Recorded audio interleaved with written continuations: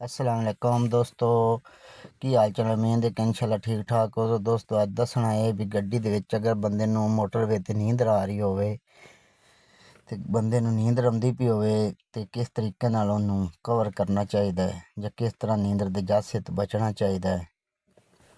कई जगह ते बंदे स्पीड फिक्स कर लैंदे न, स्पीड फिक्स करके पैर दसने तुहानूं भी पैर पिछे कर लैंदे न। इत्थों थल्ले वाले बटन तो इस तो जो आप स्पीड गड्डी दी फिक्स कर लें इंदे तू तो उत्ते वाले बटन तो RS टर्बो होंडा सिविक गड्डी है। जो इनकी स्पीड फिक्स करके तो बंदे करते कि ड्राइवर के पैर केड़ा रेस तो चा के पिछा रख लेंदे हैं इस तरह। हालांकि पैर उत्थे ही रखना चाहिए जिथे है। जो इन पैर पिछा रख लेने आप रेस तो बंदे ने एक सुकून तो आ जाता है ना, क्योंकि बंदा थका होंदा तो स्पीड फिक्स करता है। इस बटन प्रेस कीते उत्ते बटन प्रेस कीते तो स्पीड गड्डी दी फिक्स हो जाती। तो इस तरह अगर मोटरवे खाली होवे तो बंदा पैर पिछा कर लेंदा, सीट ते बड़ा सुकून नाल बह जांदा, AC चलदा पिया हुंदा है तो एक बंदे नूं सुकून तो आ जांदा ते नींदर आवन लग पौंदी। हुण जदों बंदे नींदर आवन लग पवे फिर उहदे ते कंट्रोल भी नहीं हुंदा, नींदर ते बार बार बंदे नूं झूटे जे आ रहे हुंदे। तो इस वास्ते दोस्तों तुसी किहड़ा ड्राइवर साइड ते शीशा लगा हुंदा, अगर क्यामोगा तुहाडे कोल क्यामगा दूर है, रेस्टोरेंट एरिया दूर है तो तुसी किहड़ा ड्राइवर साइड दा शीशा है ना इनू खोल लिया करो।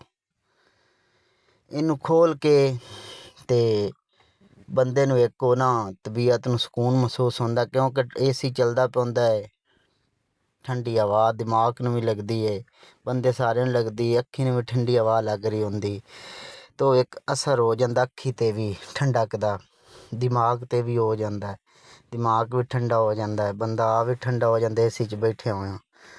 तो जदों बंदे दे अक्खी नूं हवा ठंडी पौंदी ने तो अक्खी दे पिछे किहड़ियां नींदर वाले नाड़ी ने उन्हां नूं भी ठंड जांदी, उन्हां नाल भी ठंडक जांदी। जदों उन्हां नूं भी ठंडी हवा ते ठंड महसूस होंदी तो बंदे ने नींदर आवन लग पौंदी।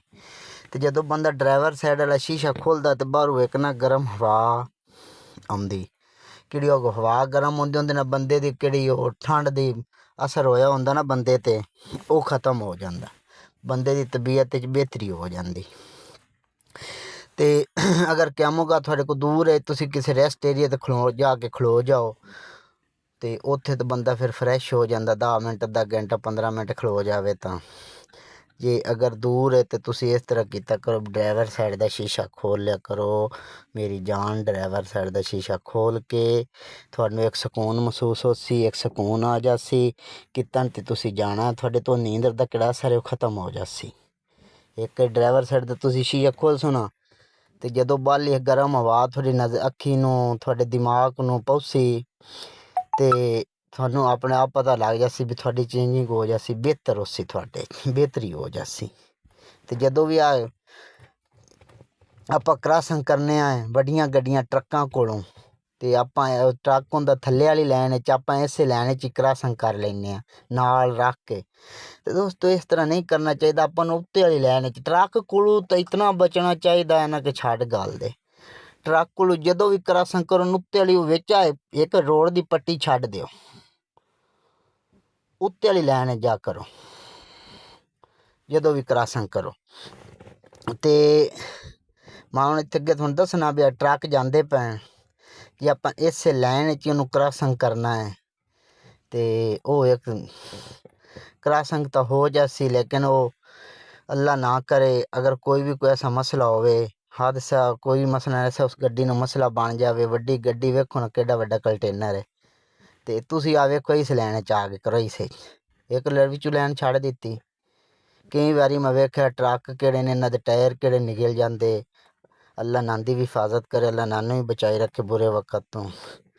तो इन्हां दे मैं कई बारी वेख्या रोडां दे उत्ते टायर निकल जांदे, टायर पटाके मार जांदे, गड्डियां सारियां दे इस तरह हो जांदे ने, अल्लाह ना करे, अल्लाह इन्हां मुसीबतों तो बचाई रखे।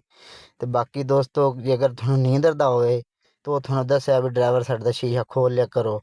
तो बाकी दोस्तों जदों भी तुसी गड्डी दी स्पीड फिक्स करदे हो ना तो स्पीड फिक्स करके पैर पिछे ना रखिया करो, उस जगह रेस दे उत्ते ही रखिया करो ਤੇ ਬਾਕੀ ਦੋਸਤੋ ਵੀਡੀਓ ਨੂੰ ਲਾਈਕ ਕਰ ਦਿੱਤਾ ਕਰੋ ਤੇ ਬੈਲ ਆਈਕਨ ਨੂੰ ਪ੍ਰੈਸ ਕਰ ਦਿੱਤਾ ਕਰੋ। ਓਕੇ, ਅੱਲਾ ਹਾਫਿਜ਼।